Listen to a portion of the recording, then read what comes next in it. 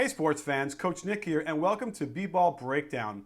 Well, if you've been sleeping under a rock, you haven't noticed that LeBron James has had one of the most amazing 5-game shooting runs of his career and of anyone's career over the last several years. Let's not take anything away from Wilt Chamberlain and Oscar Robertson. They've had amazing seasons like this. However, in recent memory, we haven't seen much of this unless you count Michael Jordan's 10-game stretch in '89, which is probably even more impressive than LeBron's. However, I want to put an asterisk around this 5-game run because he's doing it against 4 of those 5 teams are truly awful defensive clubs. And when you look at it in that context, it's almost expected that he did as well as he did, especially because he's feasting so much in transition. Let's look at how the shot distribution lines up for the last 5 games compared to the season. The thing that should jump out at you is the number of post-ups LeBron has been taking. The fact that he's more than double the amount of post-ups speaks volumes to why he's been shooting so effectively over these 5 games. He has also been feasting on weaker teams, who tend to wilt under the Heat's intense defensive pressure, yielding a staggering amount of fast break baskets.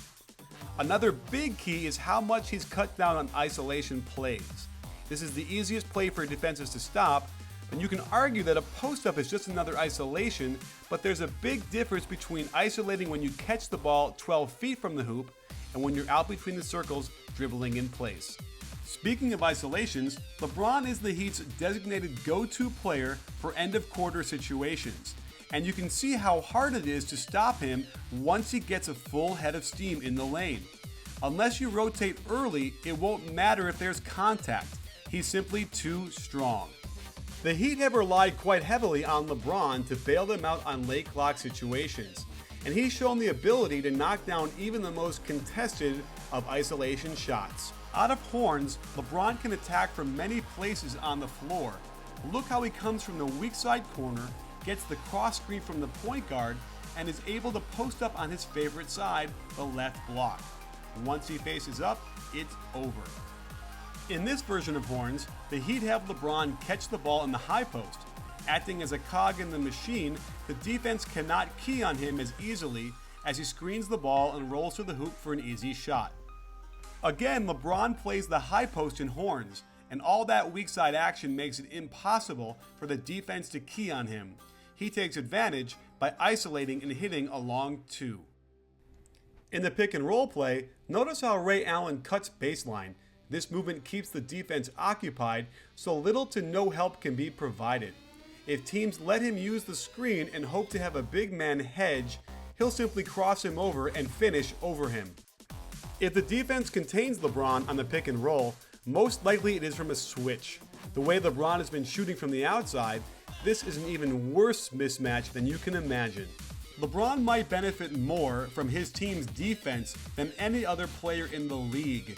The flying death machine is well oiled and is frighteningly fast and efficient when they force a turnover. LeBron has gotten so comfortable with his post-ups that he'll get to that left low block in transition. And look at this nifty lefty jump hook off the glass he's developed. How do you stop that?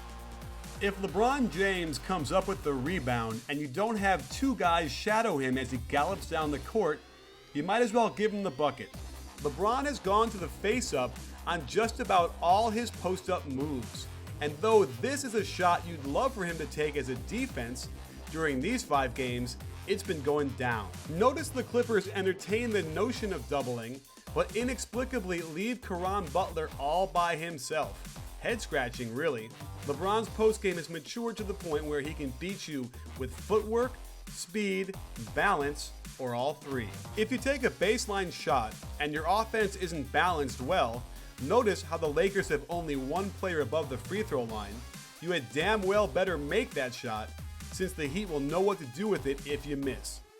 So there you have it, sports fans. What can you take away from all this? A couple things. One, the fact that LeBron James is posting up so much is what is the key for him shooting so well and scoring so easily, without a doubt. 26% of the time he's posting up, which is it's more than double the time he's doing it over the whole year, and that is a big key. The second key, however, is that he's going up against 4 of these 5 teams have been really bad defensively. And there is no notion of rotation, They're not doubling him down as much as they need to, and other teams will have to double team him in the post. He is too devastating down there, and he gets too many good shots. However, with Rashard Lewis and Ray Allen, they're other good three-point shooters. If you double down on him, they're going to get wide open shots, and you know what? I'm not so sure that's what you want either. Well, thanks for joining us, and if you ever played fantasy, there's this new thing I'm checking out called Draft Street, and it's free, and they're doing these one-day fantasy leagues. And what I like about it is that, like, I don't have time to do a whole fantasy league all through 82 games in the playoffs or whatever.